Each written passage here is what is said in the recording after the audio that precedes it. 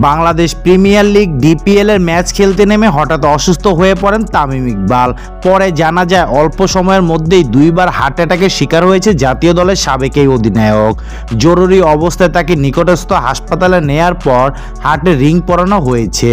তামিমের সুস্থতা কামনায় দোয়া চেয়েছে সাকিব আল হাসান। গতকাল সাকিবের 38তম জন্মদিন ছিল।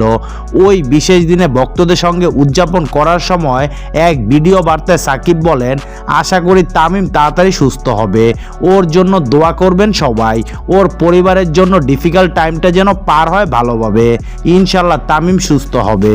ডিপিএল এর 8ম রাউন্ডের ম্যাচে বিকেএসপি 3 নম্বর মাঠে মুখোমুখি হয়েছে মোহামেডান স্পোর্টিং ক্লাব এবং শাহিনপুকুর ক্রিকেট ক্লাব।